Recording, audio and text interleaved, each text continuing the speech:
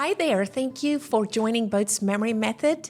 My name is Sira Boats, dementia specialist, and you are joining Journeys of the Heart, the Caregiver Burden Part 2, where we are going to talk about specific strategies and tips to recognize burnout and burden, and also what do we do next and why. And I have here with me today Janie. Janie, can you introduce yourself to the audience? Sure.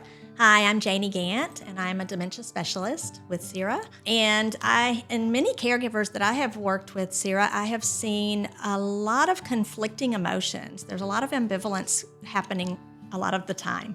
I think there's multiple things involved in those feelings. I think oftentimes there's denial still prevalent, even well into the disease process, where they keep trying to and hoping to fix their person that they love. And so they want to set them straight and everything be normal again. So I think that can come into play, and that can lead to a lot of frustration. And then I definitely see an effort to do things well, and then anger can come in.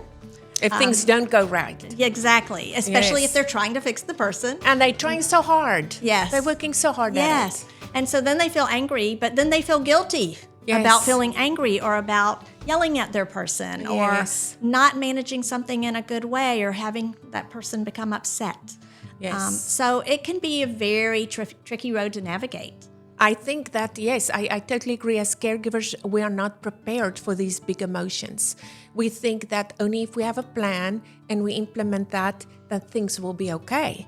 Yes. And the truth is that every day is a moving target. Every day things happen.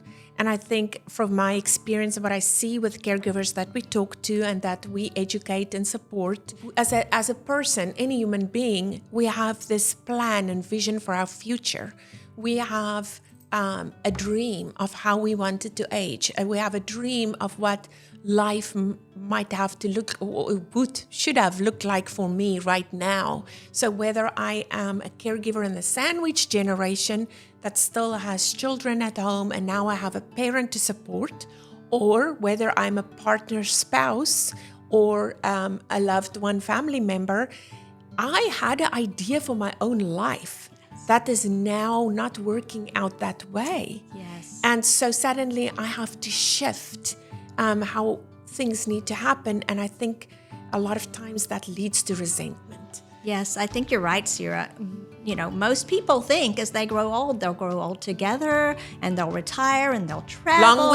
Long walks on the beach. Yes, and nobody thinks, well, but one of us might be really sick and just have to take care of the other. Right, or get dementia.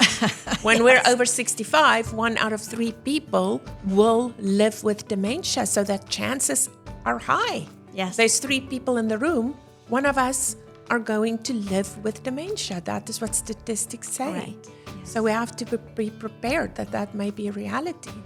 So with that being said, Janie, with these big emotions that we work with, that we encounter as dementia specialists, what would you say, why? Why is it important that people recognize them? And what do they need to look for in themselves? Right.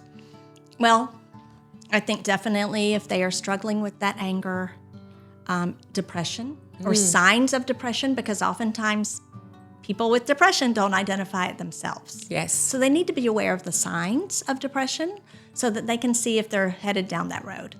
And then just being able to create that network that they need of friends and other support systems that they can utilize to help with care, being able to reach out to gain knowledge. Yes. And to find those with the knowledge that can really help with problem solving and strategizing so that they can create a new skill set. Because truly the caregiver is learning a whole new skill set. They've never done this before. Right. And they really need to learn this new skill set in order to be successful. And with success will come much less anxiety, much less frustration, more joy.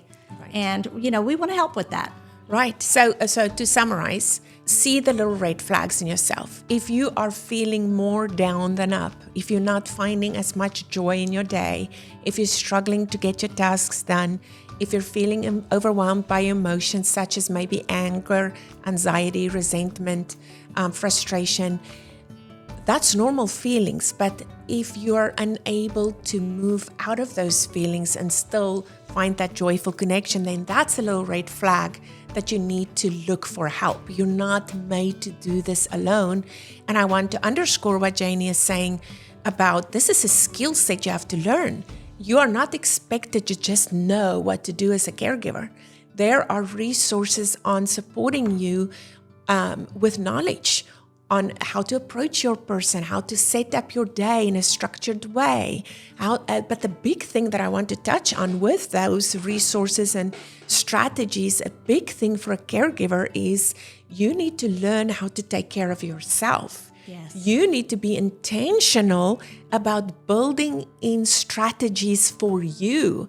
Because as a caregiver, I think we get so good at building strategies for our loved one for the day and the week and the month. But then we forget to create a space for ourselves to heal. So important. So what does that look like, Janie? Do you have any tips?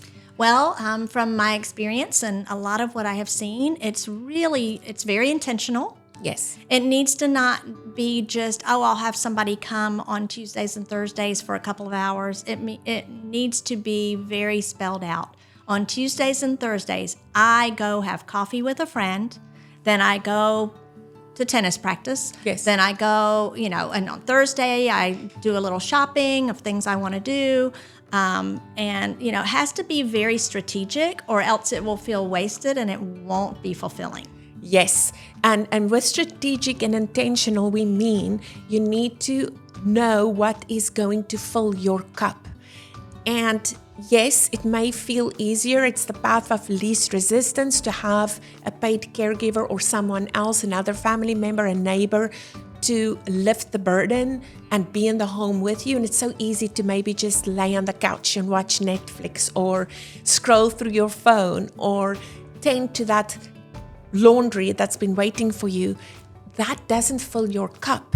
It may help you check the tasks on your lists, and that may be something you want to do, but you have to be intentional about filling your cup. And that is spiritual, emotional, physical, social. So look at those components and look at the things that you know will fill your cup, and then build opportunities into your week. And the reality is you probably won't get to all of them in 1 week, but can you start somewhere to have a little quiet moment to maintain healing for yourself so that you can continue to serve your person? I think that's where my passion is for caregivers, is how can we help them get there? Yes. And don't give up. Keep trying, because some of these things may not feel that successful the first few times. Yes. But you'll get it. You'll begin to know what to put into your time. You'll begin to know how to respond in a way that's more helpful for both you and your person. I love that. Don't give up. We only lose when we give up. And to know you're not alone. There are resources out there. There are social media platforms. The Alzheimer's Association has deep resources. There's caregiver support groups in person or online. Janie and I host a caregiver support group. We call it the Dementia Roundtable. Every first Friday of the month, 10 a.m., go to our website and join us. You can also sign up for our newsletter with free resources and opportunities to connect with others.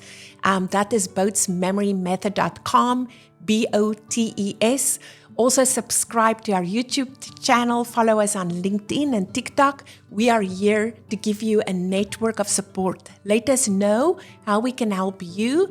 Drop us comments. We're here to lock arms with you on this dementia journey, redefining dementia one person at a time. Thank you for joining.